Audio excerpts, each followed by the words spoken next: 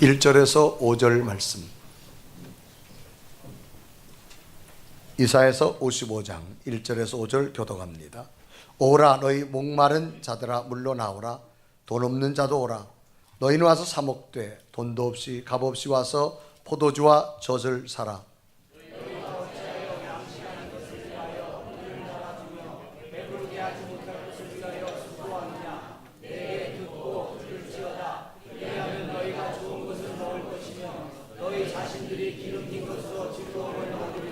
너희는 귀를 기울이고 내게로 나와 들으라. 그리하면 너희 영혼이 살리라. 내가 너희를 위하여 영원한 언약을 맺으리니 곧 다윗에게 허락한 확실한 은혜이니라.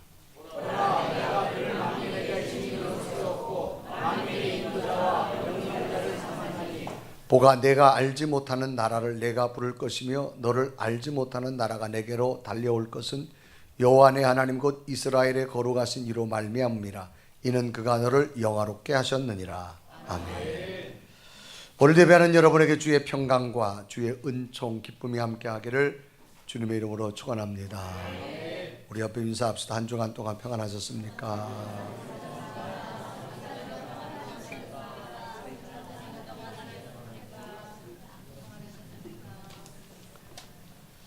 우리들이 흔히 쓰는 단어 가운데 덕분에라고 하는 단어가 있습니다.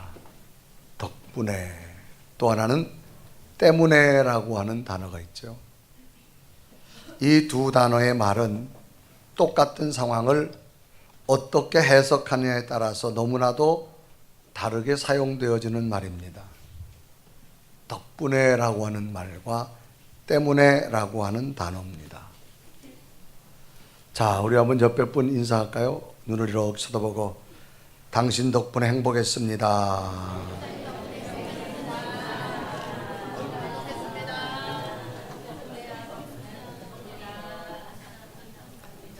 그러면 이번에는 때문에라는 말을 한번 해보겠습니다.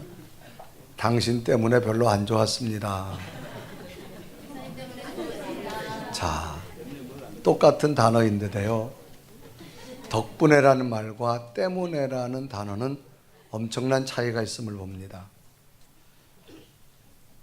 이 두 단어는 주로 어떤 사람이 사용하는가?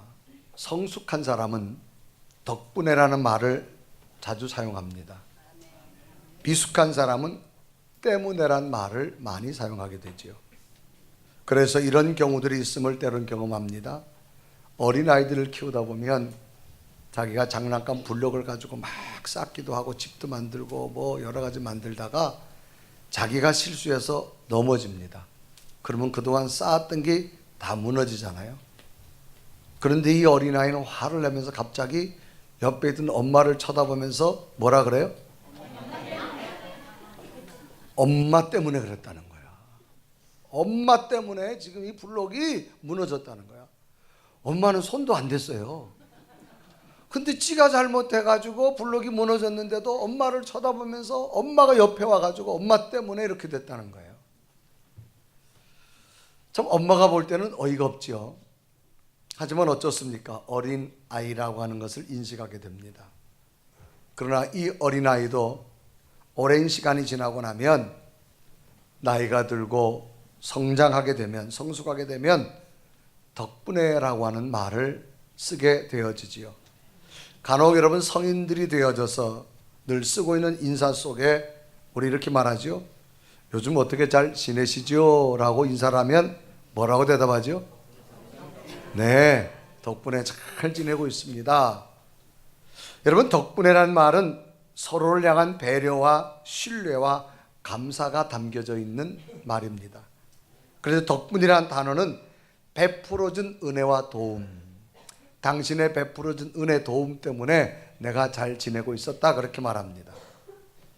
한 인물을 소개하면 일본 경제계의 대단한 인물 중에 한 분입니다.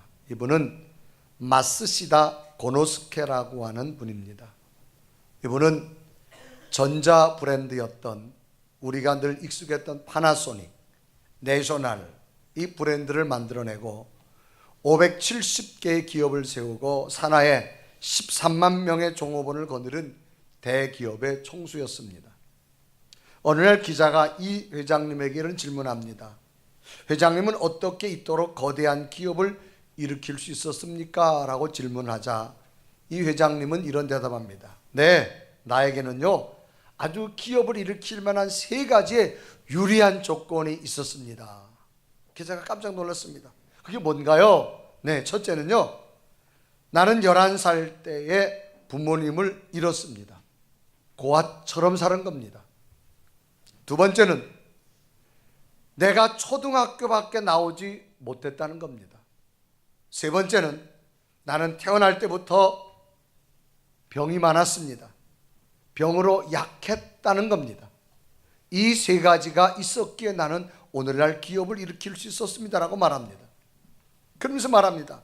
나는 11살 때 부모를 잃음으로써 고아로서 스스로 서야 되는 자립하는 자세를 가질 수 있었고요. 초등학교밖에 나오지 않아 항상 나보다 더 많이 배운 사람들의 말을 경청할 수가 있었고요. 늘 몸이 약하기 때문에 어려서부터 건강관리를 잘해서 이렇게 90살까지 살 수 있었습니다 라고 말을 하더라는 겁니다. 이 회장님은 자신의 삶을 가난 때문에 탓하지 않고 오히려 가난 덕분에 평생 근검전략하여서 큰 기업가가 되어졌다고 말합니다. 그는 초등학교도 제대로 졸업하지 못했습니다. 그러나 배우지 못했기 때문이 아닙니다. 탓하지 않았습니다. 그것 때문에 나는 더 많은 사람들로부터 배울 수 있다고 말합니다. 오히려 배우지 못한 것 때문에 평생 남들보다 더 많이 배우려고 노력했다라고 말합니다. 또 몸도 약했다고 말합니다. 하지만 몸이 약했기 때문에 핑계대지 않았습니다. 오히려 몸이 약한 것 덕분에 더 조심하며 건강을 챙겨서 90세가 넘도록 장수할 수 있었다라고 말하더라는 겁니다. 그래서 여러분, 덕분에란 말은 우리들을 더욱 성장하고 더욱 윤택하게 해주는 말입니다. 때문에란 말은 우리를 더욱 퇴보하게 하고 원망과 불평을 늘 안고 고난을 더 큰 고난으로 느끼게끔 해주고 마는 단어입니다. 그렇다면 오늘 나는 어떤 단어를 마음속에 품고 살아야 될까? 덕분에라는 단어일까? 아니면 때문에라는 단어일까라고 하는 겁니다.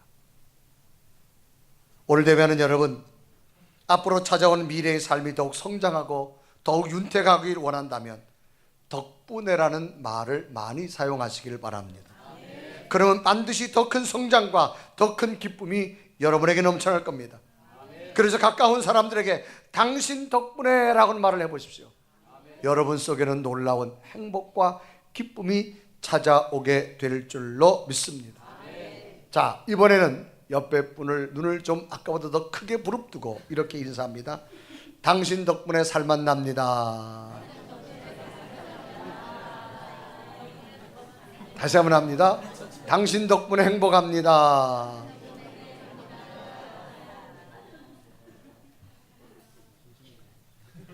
아니, 부부가 있는 분들은 잘 안 하시네. 다시 한번 눈을 아주 크게 부릅뜨고 위에 층도 해보세요. 눈을 아주, 얼굴 표정은 가장 밝게. 당신 덕분에 살만 납니다. 시작.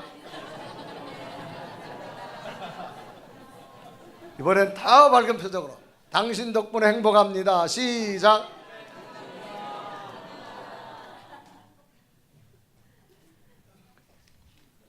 오늘 본문은 인생을 살아가는 우리들에게 하나님을 섬기며 하나님을 주시는 말씀 덕분에 어떤 일들이 일어나는가를 소개하는 내용입니다. 오늘 본문은 이사야서입니다. 이 이사야서는 이사야 선지자를 통하여 예루살렘과 유다에 관한 예언의 내용으로 가득 찬 기록이 이사야서입니다. 이사야는 구약의 대선지자 가운데 한 사람으로서 예루살렘을 중심으로 남쪽 유다 왕국에서 활동했던 선지자입니다. 그래서 이사야서는 그의 사역과 예언들을 기록한 책입니다. 주로 바벨론의 포로 기간을 포함한 예언들이 많이 기록되어 있습니다. 그래서 이사야서 49장에서 55장의 내용은 이스라엘을 위한 확신의 나라와 노래와 이스라엘의 회복을 축하하는 승리의 찬송으로 되어져 있고요. 그래 보면 55장에서는 흩어져 있는 이스라엘 백성들에게 다시금 하나님 말씀으로 들어오기를 권면하면서 하나님 말씀 덕분에 나타나는 여러 가지 현상들을 기록하고 있는 내용입니다. 특히 55장은 우리가 초대의 장이라고 말합니다. 하나님께서 값없이 주시는 은혜로 우리를 초청했기 때문이지요. 그러면 하나님의 말씀 덕분에 어떤 일들이 일어나는가를 발견해 보면서 오늘도 말씀을 듣는 모든 분들에게 이런 놀라운 은혜가 일어나시기를 주님의 이름으로 축원합니다. 자, 말씀을 듣는다면 어떤 일이 일어나는가? 첫째는 즐거움을 얻을 것이다 라고 말합니다. 자, 말씀을 듣고 그 안에 살면 좋은 것을 먹으며 기름진 것으로 즐거움을 얻게 될 것이다 라고 이사야는 말합니다. 오늘 보면 이사야서 55장 2절에 말하죠. 너희가 어찌하여 양식 아닌 것을 위하여 은을 달아주며 배부르게 못할 것을 위하여 수고하느냐. 내게 듣고 들을지어다. 그리하면 너희가 좋은 것을 먹을 것이며 너희 자신들이 기름진 것으로 즐거움을 얻으리로다 라고 말합니다. 여기 보니까 너희들이 말씀을 들으면 즐거움을 얻는 것이다. 이게 즐겁다, 즐거움, 이것은 즐거운 느낌이나 마음을 즐겁다 그렇게 말합니다. 마음이 즐겁다 그 말이죠. 그래서 즐겁다, 마음에 거슬림이 없이 흐뭇하고 기쁘다, 이게 즐겁다 그런 얘기입니다. 오늘 본문에 보니까 즐거움을 얻는다, 여기는 아나그라고 하는 히브리 원어의 동사입니다. 그래서 이거는요 기뻐하다라는 표현인데 어떤 거냐, 동사는 사용되기 때문에 그냥 기뻐하는 것이 아니라 크게 기뻐하다 그런 얘기입니다. 그래서 아나그라는 동사는 그냥 기뻐하는 것이 아니라 아주 크게 기뻐하다 그런 얘기입니다. 그래서 이 아나그라는 동사가 사용되어진 성경 다른 부분에 보면 시편 37편 11절은 이렇게 기록합니다. 그러나 온유한 자들은 땅을 차지하며 풍성한 화평으로 즐거워하리로다 그렇습니다. 여기 즐거워하리로다 아나그라는 동사가 사용되어졌는데 즐거워하다, 그러면 이 시편 37편에 나와 있는 말은 무엇 때문에 크고 즐거워했느냐? 두 가지를 말합니다. 첫째는 땅을 차지했다 그런 얘기입니다. 전쟁이 많은 시대에 땅을 차지하는 즐거움 얼마나 크겠습니까?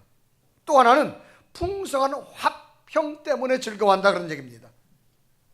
여러분, 매우 풍부하다, 뭐가? 화평이란 말은 행복이 포함된 단어입니다. 그러니까 주어진 삶 속에서 풍성한 행복, 풍성한 기쁨이 넘쳐나기 때문에 나는 즐거워한다.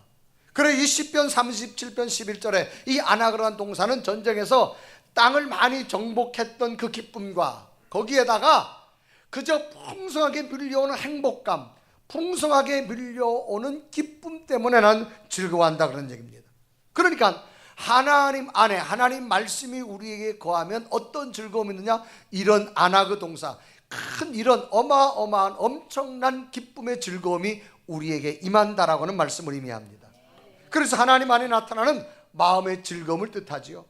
흐뭇한 마음, 땅을 차지하는 마음 같은, 또 평화스러운 마음, 번영 있는 마음을 하나님 안에서 누릴 수 있게 됨을 말합니다. 그러면 무엇으로 되느냐? 오늘 성경 보니까 기름진 것으로 그렇습니다. 기름진 것으로. 자, 기름진 거란 말은 영혼이 풍성하게 되는 걸 말합니다. 기름지다는 얘기는 풍성하다 그 말이에요. 그러니까 뭘로 즐거우냐? 풍성한 것으로 즐거워진다. 그럼 누구에게? 오늘 성경은 너희 자신에게란 말입니다. 원어에 보면 나프셰컴이란 단어입니다. 여기 원형은 네퍼쉐란 단어인데요, 이것은 마음, 정신 그런 얘기예요. 그러니까 네 속에 있는 마음과 정신이 풍성하게 즐거워진다 그런 말입니다. 즉 너희 마음들이 풍성함으로, 영혼의 풍성함으로 참된 즐거움을 얻게 될 것이다. 그래서 오늘 본문을 직역하면 하나님의 말씀을 듣고 그 안에 살면 좋은 것을 먹으며 풍성함으로 마음의 즐거움을 얻게 될 것이다 그런 이야기입니다. 그래서 오늘 본문 2절은 인간이 즐거움을 얻기 위해서 많이 애쓰는 것을 이전에는 대조적으로 설명을 했습니다. 그래서 사람들이 기쁨을 얻으려고, 즐거움을 찾으려고 많은 열정을 가지고 있다라고 말하죠. 그래서 오늘 본문 이사야서 55장 2절에 이렇게 말합니다. 너희가 어찌하여 양식 아닌 것을 위하여 은을 달아주며 그렇습니다. 양식 아닌 것을 은을 달아준다. 여기서 은을 달아준다는 말은 고대 사회에서는 은을 화폐, 오늘날 돈이라 그 말입니다. 이 말은 뭐예요? 너희들이 그 양식 아닌 것을 위해서 왜 열정, 은을 달아준다, 열정을 위한다 그 말입니다. 그러니까 너희들이 먹어도 차마 참된 즐거움을 누리지 못하는 그거를 위해서 은을 달아 돈을 내듯이, 돈을 수고하듯이 왜 그렇게 하느냐. 그러면서 왜 수고하느냐. 그래서 이사야서 55장 2절에 말하죠. 너희가 어찌하여 양식 아닌 것을 위하여 은을 달아주며 배부르게 하지 못할 것을 위하여 수고하느냐. 너희들이 먹어도 배부르지 않는데 왜 수고하냐. 수고란 말은 인간의 노력을 말합니다. 이 배부르지 못한다는 말은 뭐예요? 너희에게 기쁨이 없다 그 말입니다. 너희들이 기쁨이 없는 걸 위해서 왜 그렇게 열심히 열정을 가지고 수고하고 노력하냐 그 말입니다. 많은 사람들은 즐거움과 기쁨을 얻으려고 많은 것에 열정적인 시간을 보냅니다. 돈을 벌기도 하고요, 또 많은 자기 수양도 하고 종교를 갖기도 합니다. 심지어 어떤 종교는 거리를 지나가면서 계속 절을 하는 종교가 있더라고요. 절을 하고 일어서고 절을 하고 일어서고 또 3000번 절을 하고. 여러분, 사람이 3000번 절을 하는 거 얼마나 여러분 힘들겠어요? 그 뭐예요? 그런 여러분 수고를 통해서 내게 찾아오는 기쁨과 즐거움을 얻으려고 하는 거예요. 그래서 너희들이 양식 아닌 것을 위해서 은을 달아주고 그 돈을 벌 열정을 가지고 버는 걸 가지고 이제 그걸 얻으려고, 결국 너희들이 그 수고가 배부르지 못할 것이다.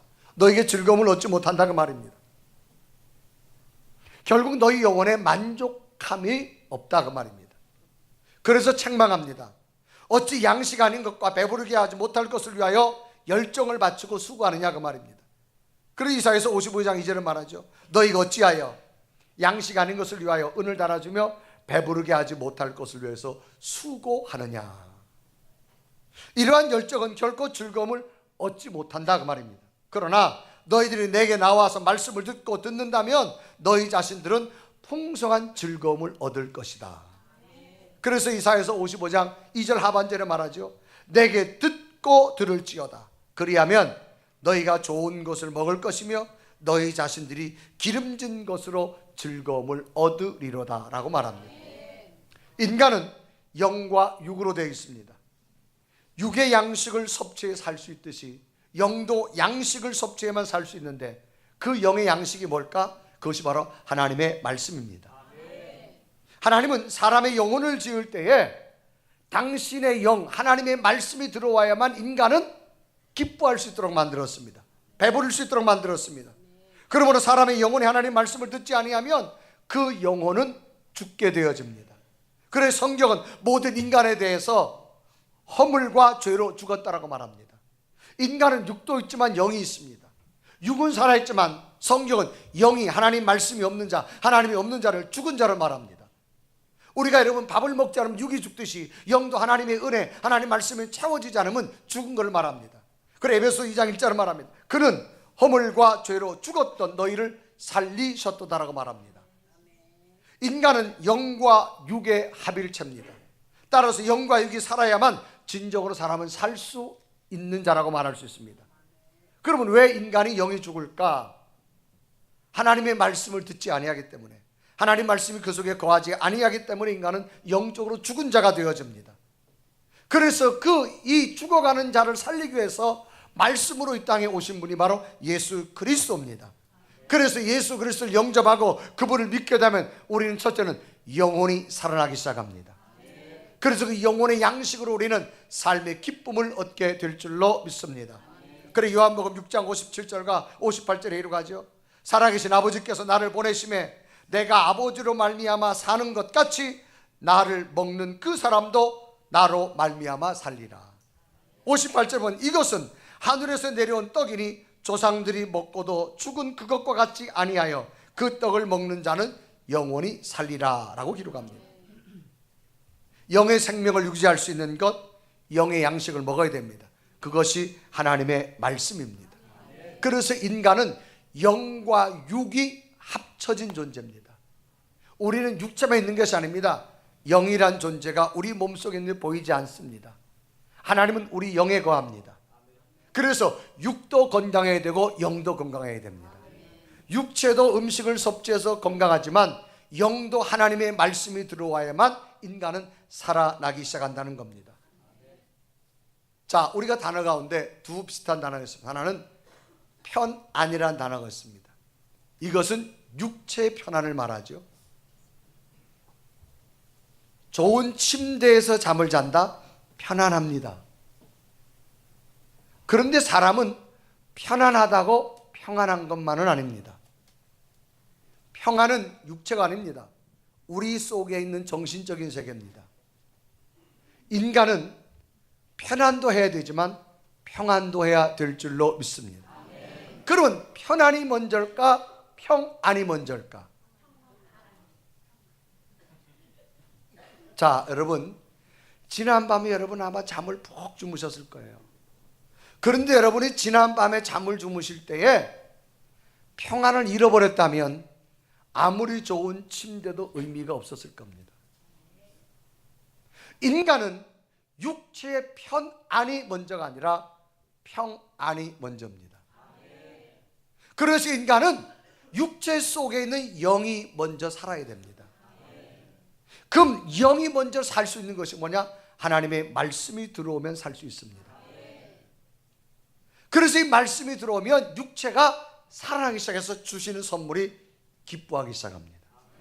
그래서 여러분들이 예배를 드리고 나면 첫 번째 현상은 기쁘기 시작합니다.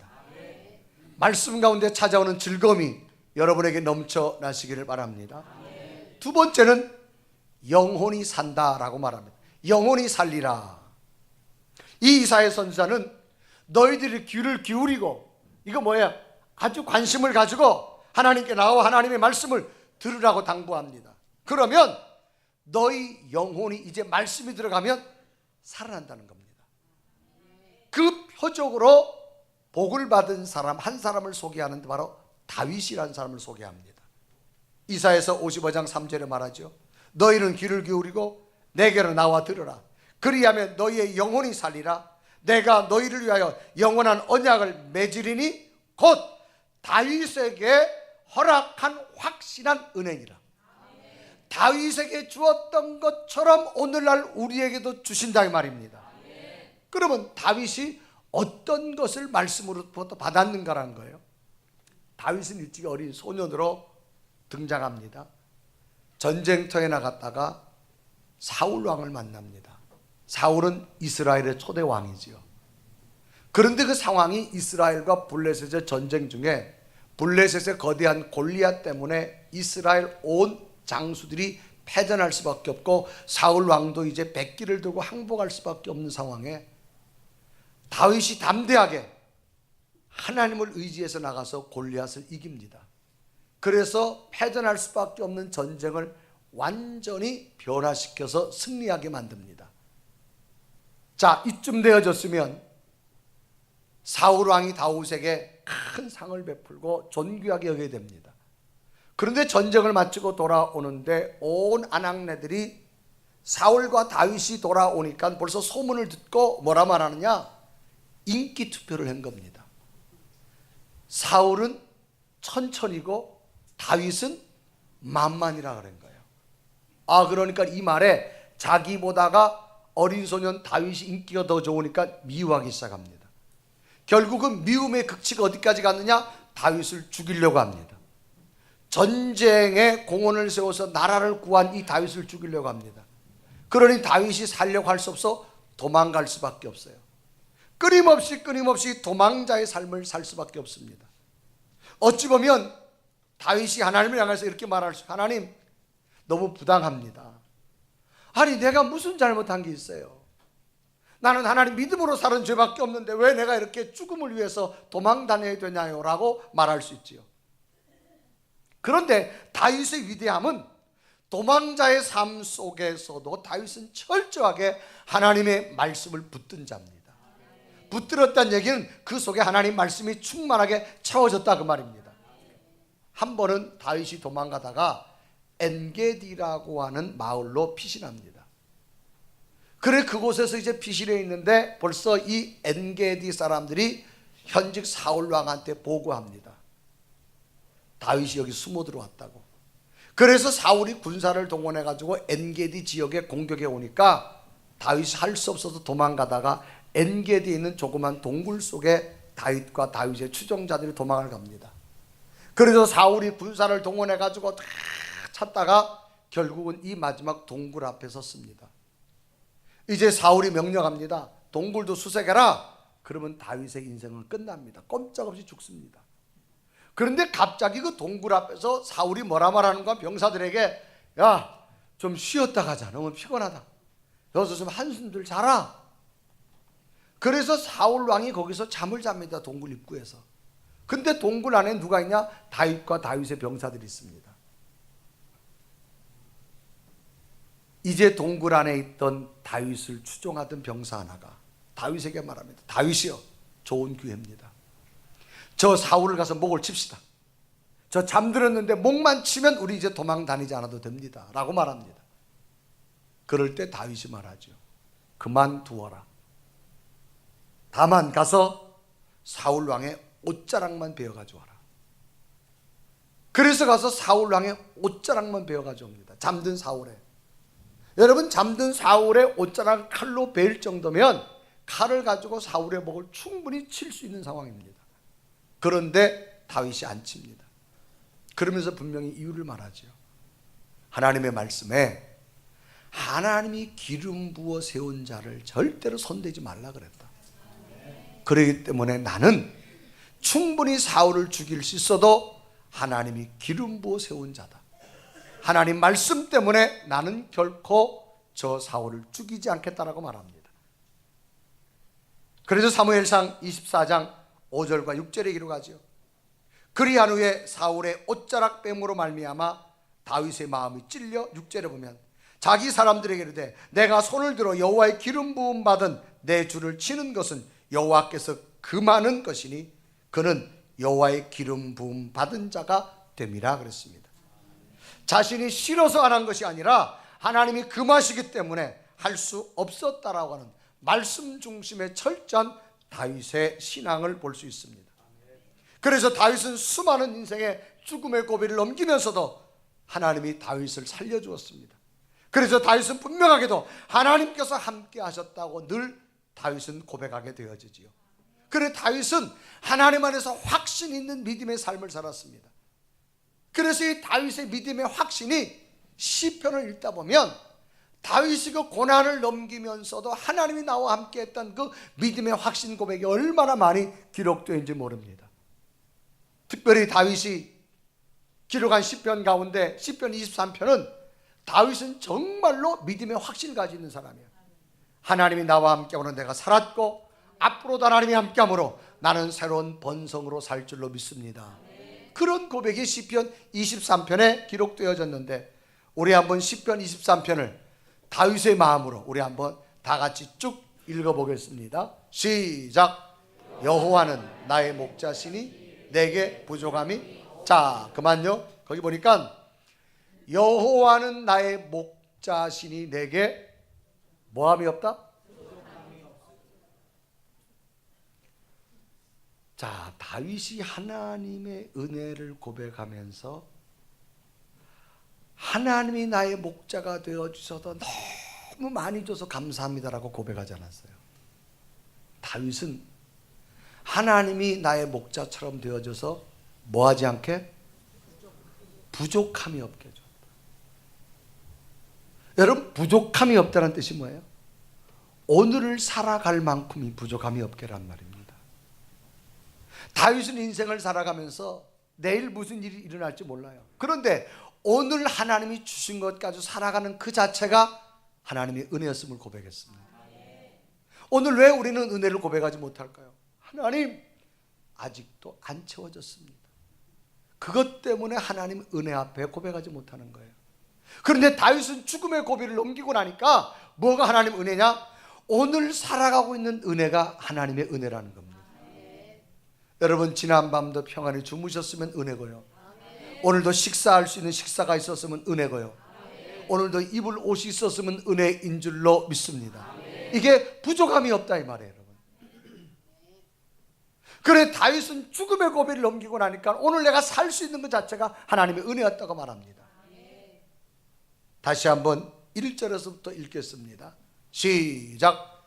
여호와는 나의 목자시니 내게 부족함이 없으리로다. 그가 나를 푸른 풀밭에 놓이시며 쉴만한 물가로 인도하시는도다.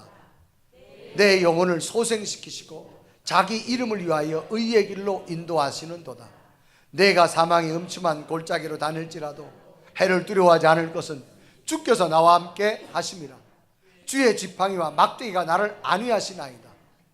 주께서 내 원수의 목전에서 내게 상을 차려주시고 기름을 내 머리에 부으셨으니 내 잔이 넘치나이다. 내 평생의 선하심과 인자하심이 반드시 나를 따르리니 내가 여호와의 집에 영원히. 이게 다윗의 고백입니다. 수많은 인생의 환난과 죽음의 고비를 넘긴 이 다윗의 고백, 앞으로도 하나님은 나와 함께 할 줄 믿습니다. 사망의 음침한 골짜기를 간다 할지라도 하나님은 나를 지켜줄 줄로 믿습니다. 어떤 절망에서도 희망을 가질 수 있는 것, 영혼이 살아나기 때문입니다. 여러분, 날마다 말씀으로 여러분 속에 있는, 육체 속에 있는 영혼이 살아나시길 바랍니다. 우리가 양식을 먹으면 몸이 살듯이 여러분, 말씀이 들어와서 영혼이 꼭 살아나시기를 바랍니다. 사람은 누구나 자아상이라는 걸 가지고 있습니다. 이 자아상은 뭘 말할까? 내가 내 자신을 어떻게 보는가라고 하는 겁니다. 내가 내 자신을 바라보는, 영어로 말하면 셀프 이미지라는 말을 쓰죠. 내가 나를 어떻게 바라보느냐는 것은 인생을 살아가는 데서 굉장히 중요한 것 중에 하나입니다. 긍정적인 자아상을 가진 사람은 세상을 긍정적으로 보고 감사하며 자신감 있게 살 수 있습니다. 다른 사람에 대해서 관대하고요, 이해심이 많고요, 따뜻하게 대할 수 있습니다.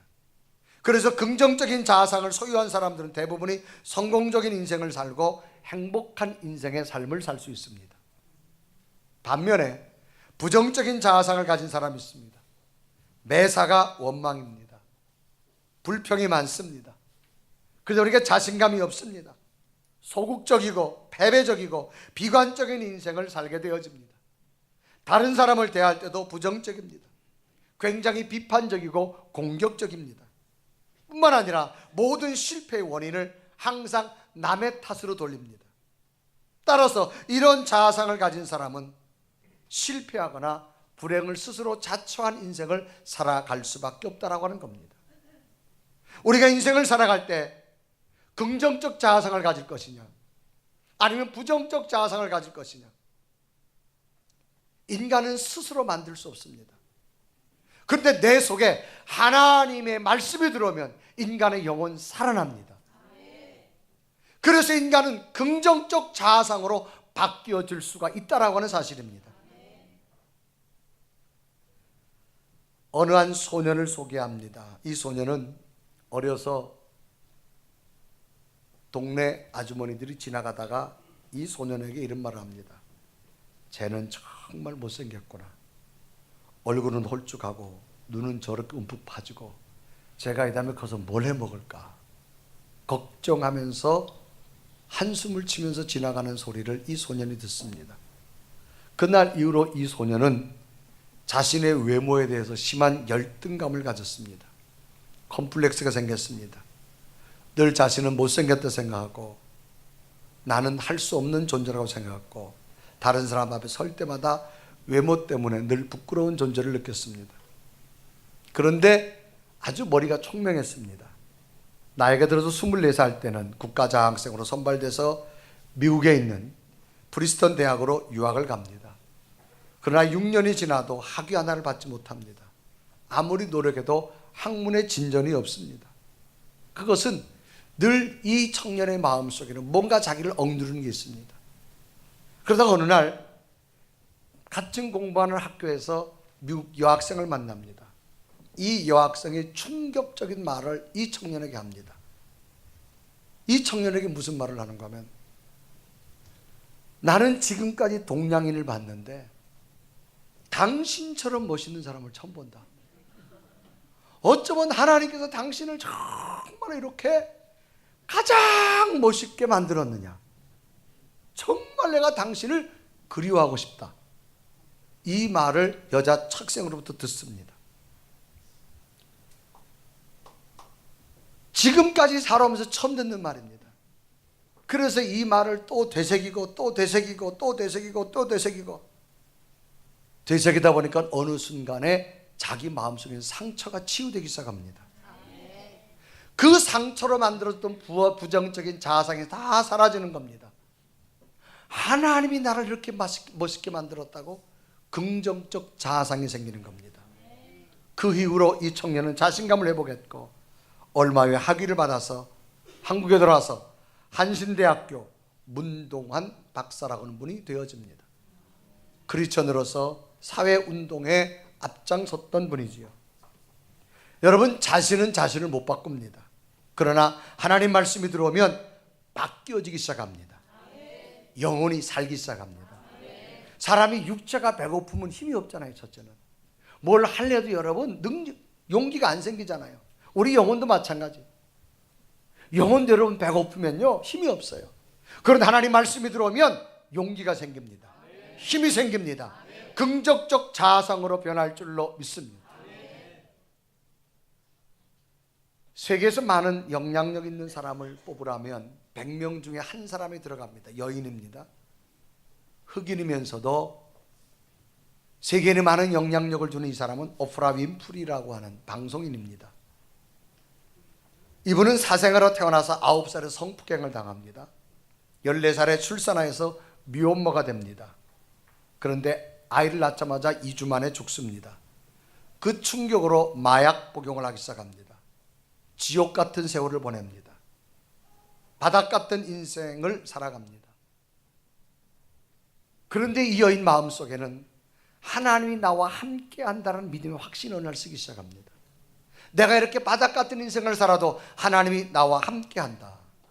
그러면서 오프라 윈프리는 자기 어린 시절을 회고하면서 자기는 어린 시절 지금까지 살아오면서 딱 한 가지만을 자기가 실천했다고 말합니다.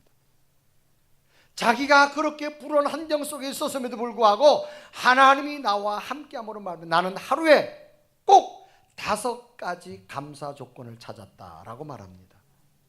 이렇게 말합니다. 오늘도 잠자리에서 거뜬히 일어날 수 있어서 감사합니다. 오늘도 푸른 하늘을 눈으로 볼 수 있어서 감사합니다. 점심때 맛있는 스파게티를 먹을 수 있어서 감사합니다. 얄미운 짓이란 동료에게 참을성 있게 하심을 감사합니다. 좋은 책을 읽었는데 그 책의 작가에게 감사할 수 있어서 감사합니다. 뭐 우리 일상생활에 나타나는 거예요. 늘 하루에 하나님이 함께함으로 5가지 감사를 늘 찾고 나니까요 자기도 모르게 영향력 있는 사람으로 우뚝 서더라는 겁니다.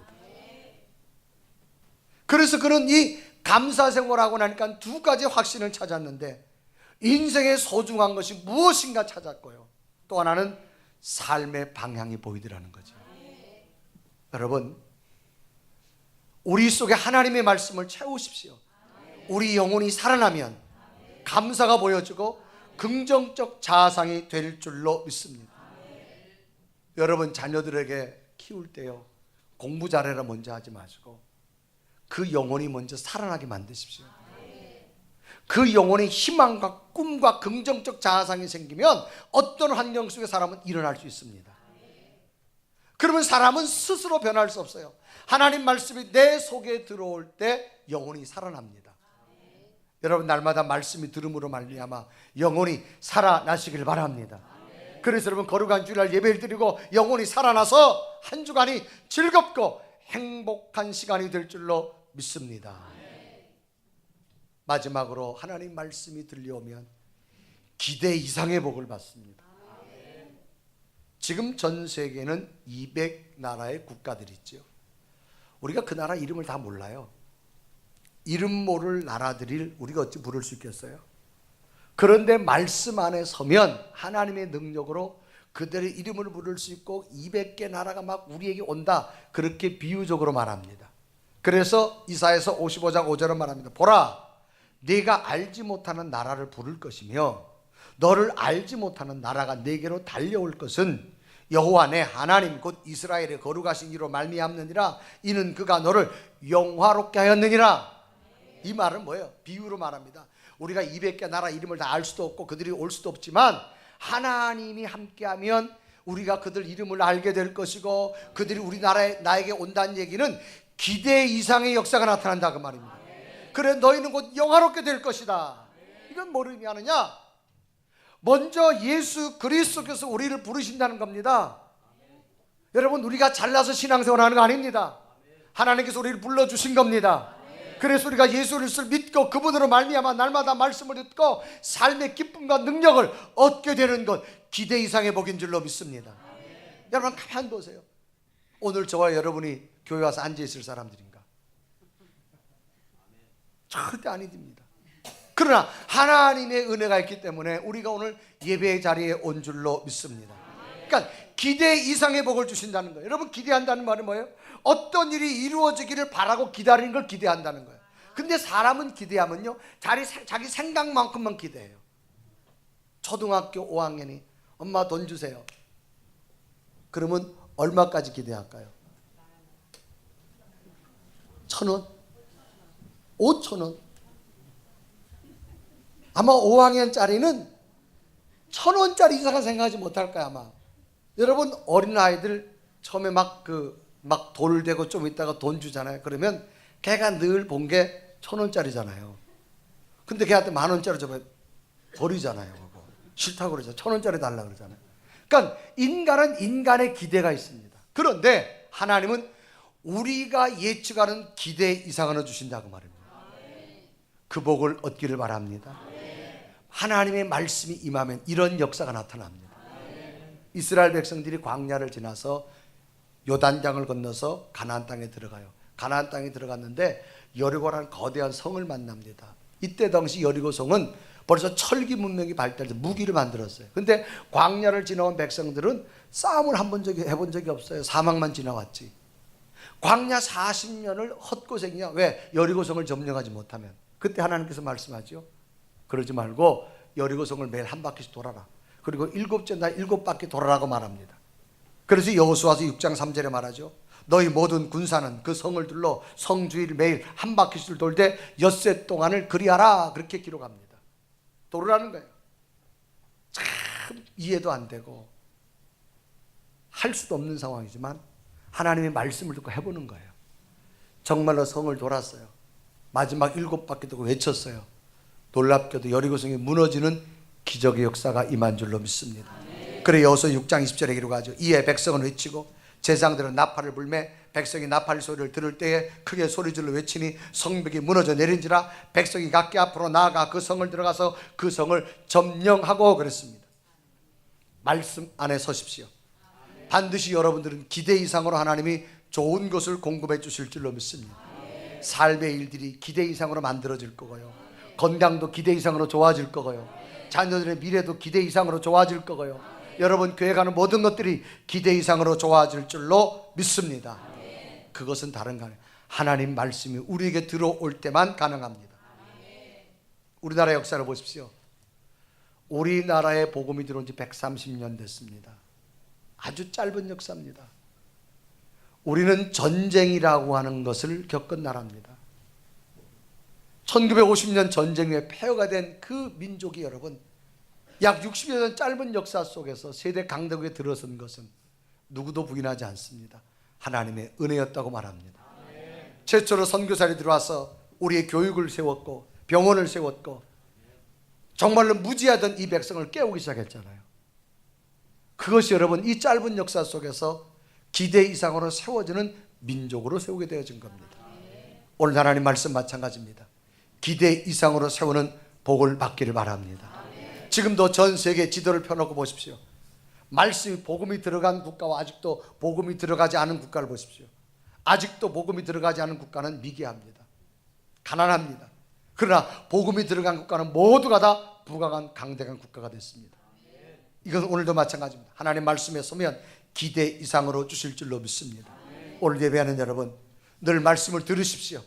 즐거움을 얻을 것이고 영혼이 살아날 것이고 기대 이상의 복을 주실 줄로 믿습니다. 이런 은혜가 여러분 나타나기를 주님의 이름으로 축원합니다. 우리 한번 고백하며 찬양할까요? 하나님 오늘도 우리가 그 은혜의 소닥비를 맞으려고 오늘도 왔습니다. 큰 은혜의 강물을 우리에게 부어 주시옵소서. 우리 고백하며 찬양합니다.